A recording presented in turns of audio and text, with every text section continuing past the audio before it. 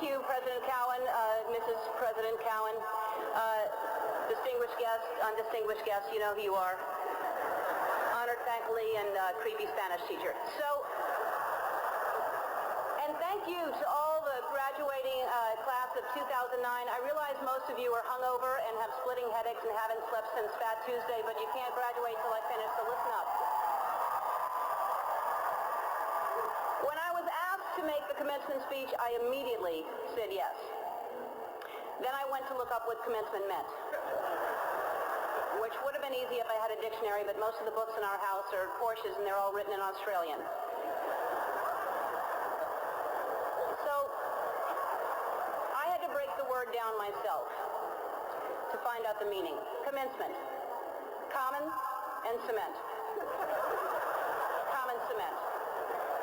You commonly see cement on sidewalks. Sidewalks have cracks, and if you step on a crack, you break your mother's back. So there's that. But I'm honored that you've asked me here to speak at your common cement. I thought that you had to be a famous alumnus, you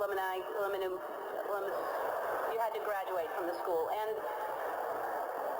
I didn't go to college here, and as I don't know if President Cowan knows, I didn't go to college at all, any college. And I'm not saying you wasted your time or money, but look at me, I'm a huge celebrity.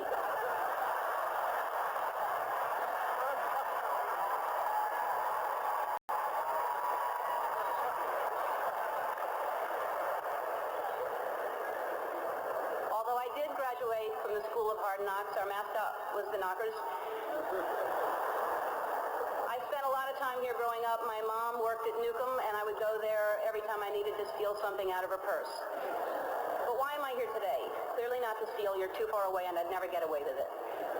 I'm here because of you, because I can't think of a more tenacious, more courageous graduating class. I mean, look at you all wearing your robes.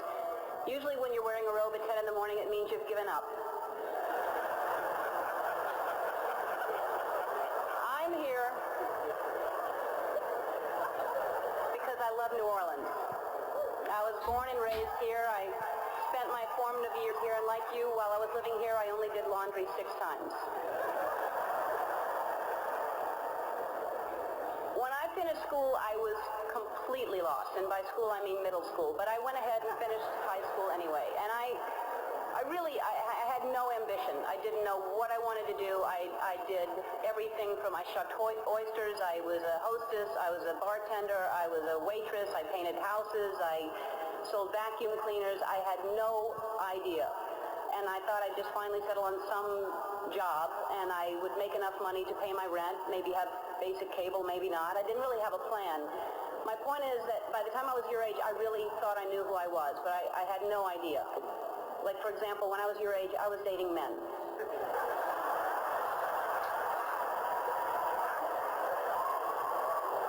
So what I'm saying is, when you're older, most of you will be gay. Anybody writing this stuff down? Parents?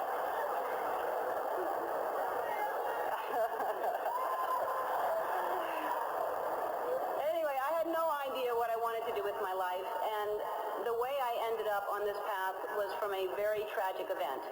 I was maybe 19, and my girlfriend at the time was killed in a car accident. And I passed the accident, and I didn't know it was her, and I kept going. And I found out shortly after that it was her. And I was living in a basement apartment. I had no money. I had no heat, no air. I had a mattress on the floor, and the apartment was infested with fleas. And I was soul searching. I was like, why is she suddenly gone and there are fleas here? I don't understand. There must be a purpose, and wouldn't it be so convenient if we could just pick up the phone and call God and ask these questions? And I started writing, and what poured out of me was an imaginary conversation with God, which was one-sided. And I finished writing it, and I looked at it, and I said to myself, and I hadn't even been doing stand-up ever. There was no club in town. I said, I'm going to do this on The Tonight Show with Johnny Carson. At the time, he was the king. And I'm going to be the first woman in the history of the show to be called over to sit down And several years later, I was the first woman in the history of the show, and only woman in the history of the show, to sit down because of that phone conversation with God that I wrote. And I started this path of stand-up, and it was successful, and it was great, but it was hard because I was trying to please everybody, and I had the secret that I was keeping, that I was gay, and I thought if people found out, they wouldn't like me, they wouldn't laugh at me.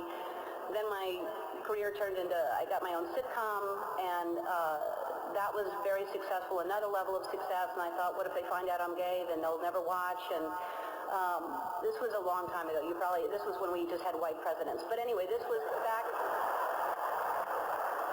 many years ago. And I finally decided that I was living with so much shame and so much fear that I just couldn't live that way anymore, and I decided to come out and make it creative, and my character would come out at the same time, and it wasn't to make a political statement, it wasn't to do anything other than to free myself up from this heaviness that I was carrying around, and I just wanted to be honest. And I thought, what's the worst that can happen? I can lose my career. I did.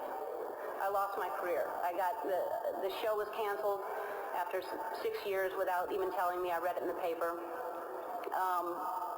The phone didn't ring for 3 years. I had no offers. Nobody wanted to touch me at all. And yet I was getting letters from kids that almost committed suicide but didn't because of what I did.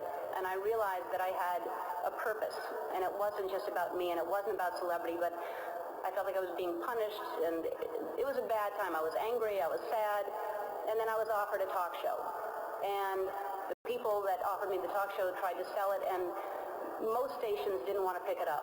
Most people didn't want to buy it because they thought nobody would watch me. And really, when I look back on it, I wouldn't change a thing. I mean, it was so important for me to lose everything because I found out what the most important thing is to be true to yourself. And ultimately, that's what's gotten me to this place. I don't live in fear. I'm free. I have no secrets. And I know I'll always be okay because no matter what, I know who I am. So, in conclusion, when I was younger, I thought success was something different. I thought, when I grow up, I want to be famous. I want to be a star. I want to be in movies. When I grow up, I want to see the world, drive nice cars. I want to have groupies. To quote the Pussycat Dolls. How many people thought it was boobies, by the way? It's not. It's groupies. But my idea of success is different today. And as you grow, you'll realize the definition of success changes. For many of you, today, success is being able to hold down 20 shots of tequila. For me, the most important thing in your life is to live your life with integrity and not to give in to peer pressure to try to be something that you're not. To live your life as an honest and compassionate person, to contribute in some way. So to conclude my conclusion, follow your passion, stay true to yourself, never follow someone else's path unless you're in the woods and you're lost and you see a path, then by all means you should follow that. Don't give advice. It'll come back and bite you when they ask. Don't take anyone's advice. So my advice to you is to be true to yourself and everything will be fine. And I know that a lot of you are concerned about your future, but there's no need to worry. The economy is booming. The job market is wide open. The planet is just fine. It's going to be great. You've already survived a hurricane. What else can happen to you? And as I mentioned before, some of the most devastating things that happen to you will teach you the most. And now you know the right questions to ask for your first job interview, like, is it above sea level? So to conclude my conclusion that I previously concluded in the common cement speech, I guess what I'm trying to say is life is like one big Mardi Gras. But instead of showing your boobs, show people your brain. And if they like what they see, you'll have more beads than you know what to do with. And you'll be drunk most of the time.